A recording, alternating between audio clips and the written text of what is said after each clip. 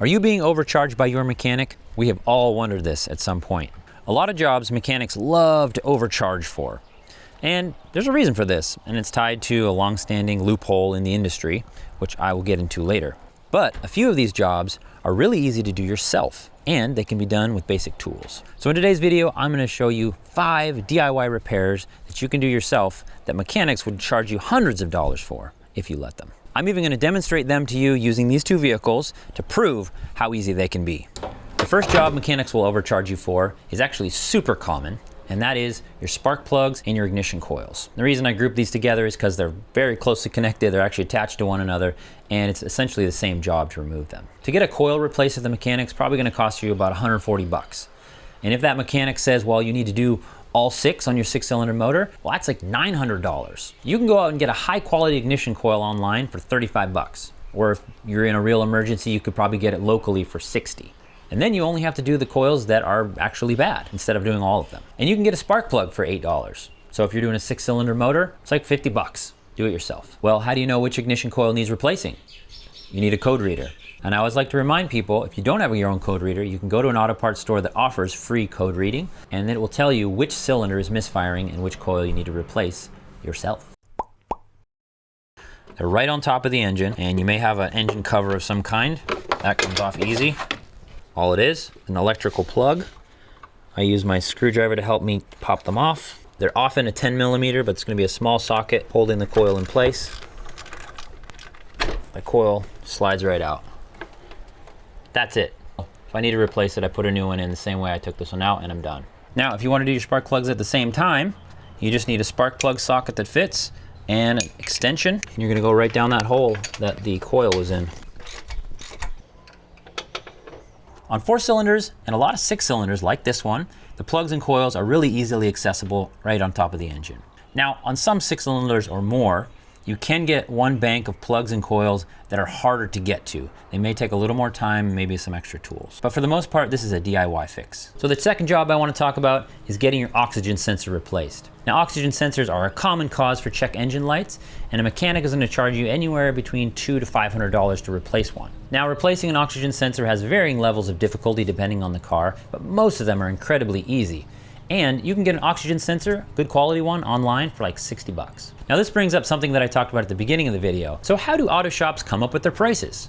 Well, it's not random. This is largely due to how the industry calculates labor times. It's often referred to as book time or book rates. Professional auto mechanics have access to these labor times via commercial paid software. So they'll take those times and slap on their $135 hourly rate or whatever it is, and that's where you get your labor costs. Now, the reason this gets so expensive for you is because more often than not, a mechanic can do that same job in much less time than they're actually billing you for. So on this Honda Pilot, if you took it to a mechanic, he might charge you, say, $350 to change your oxygen sensor. Now, he's marking up the price of the actual part, and also he's maybe getting a book rate of 45 minutes or an hour to do that sensor, but it will probably only really take him 15 or 20 minutes. Auto shops have a big overhead, so if they can lean into this book rate to charge you more, they're gonna do it. So this is why, if you really do need to take your car into a mechanic, using a website like RepairPal to get a ballpark estimate of a job, or getting multiple quotes from different mechanics is a really good idea. So let's get back to oxygen sensors.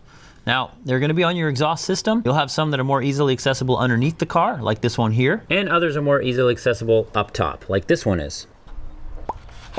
But before we take this out, we wanna unplug it from the wiring harness. So we follow the wire back to a plug.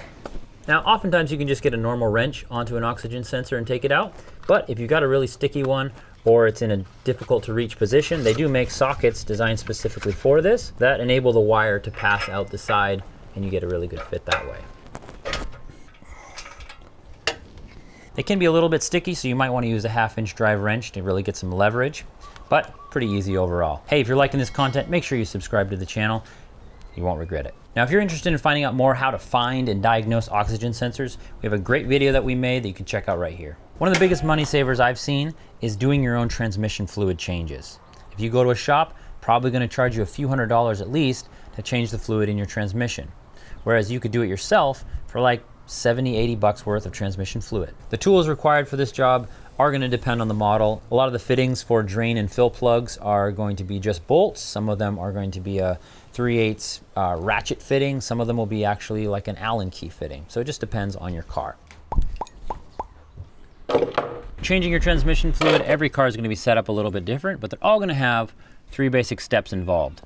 Draining the old fluid, putting in new fluid, and checking the level of that new fluid. Now, one thing that is different about this car that not every car has, there's actually another plug up inside here, a little plastic one, that is used for the overflow, which is part of checking the level. Because when you do this method, you're only getting 1/3 to 1/2 of the fluid, and I like to do that every 30,000 miles or so. If you're interested in my method, you can check out our video that we made on transmission maintenance up here. You always want to start with measuring how much you took out, and that will tell you roughly how much to put back in. On every car, it's a little different where you fill it. On this car, it's a port on the side of the transmission. So in order to get to that, I've got to remove this wheel, a plastic shield, and I'll go in from the side. Some cars have a plug on the top, some you fill through the dipstick. You just want to check your individual model. Obviously on this car, I'm having to get it into the side of the transmission. So I like to use my handy dandy tube that screws onto my bottles.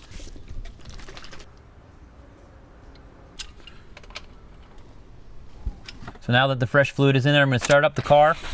Now I'm going to cycle through all the gears. I'm going to let it sit in each gear for 5 seconds or so. Neutral, drive. And now we're going to check the fluid level. On this car, I need to get it up to operating temperature. And I'm actually going to crack open the drain plug. And if there's any extra, it will overflow. And that's how I know my level will be good. Again, make sure that you're following the instructions for your specific model. On a lot of cars though, it's as simple as getting the car started and checking a dipstick. The fourth job is brake service, pads and rotors. And in my opinion, this is the biggest category where people get overcharged at the mechanic. I just talked to a lady who paid over $1,200 to get brakes done on all 4 corners of her car. And that's crazy considering that it was probably $300 worth of parts. Now, part of that high price is the book time. They're probably going to charge 2.5 hours of labor for pads and rotors all around, whereas it probably actually takes them an hour or less to do the job. But also, this is a job I see the parts markup being so high. So instead of paying $1,200 at the mechanic for a brake service job, you could pay just $300 in parts and do it yourself. And it could be even less, since sometimes you don't even need to replace your rotors, even though the mechanic says to always do it. Now, if all you have is the jack and tire iron that came with your car to do this job, they'll work perfectly fine. But I have some other tools I'm going to be using. First thing we're going to do is remove this caliper.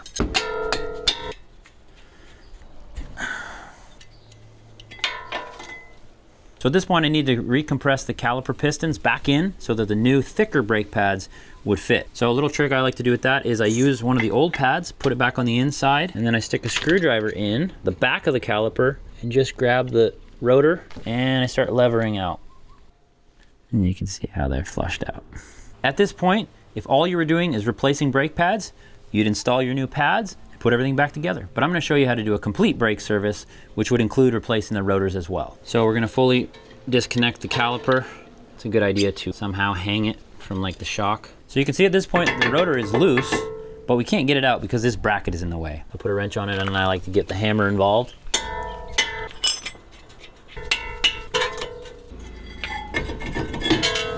Now sometimes these rotors can get really stuck on with rust or corrosion. We've got a great video on how to remove stubborn rotors you can check out right here. The fifth job I want to talk about is struts or shocks. So if you were to take this car in to get the front struts replaced at a mechanic, they'd probably charge you between $500 to $700. But if you were to just buy the parts for this job, it's like 300 bucks. It could be even less if you transfer the old springs over to your new struts. We ran out of time, so I'm going to show you footage from this recent strut job that I did. So you want to jack the car up, get the front wheel off, and then basically you're going to start a bunch of busy work. So that's going to be taking off ABS lines, removing any other brake lines. Then you're going to get those 2 big main bolts off the bottom of the strut that attaches it to the hub. Also, you're going to want to disconnect the sway bar link. And then you can go up top under the hood, and there's usually 3 small nuts that you take off the bolts. Some cars will have a single larger nut that you'd remove. That will allow the strut to drop down into the wheel well, and then the old one is out and you reverse the process for the new one. So as you can see, it's not hard, lots of little busy work, might take you a little longer, but absolutely something you can do yourself. Thanks for watching. If you're interested in more DIY fixes, you're gonna wanna check out this video on replacing sway bar end links, which is something I always do first anytime someone complains about suspension noise. See you on the next one.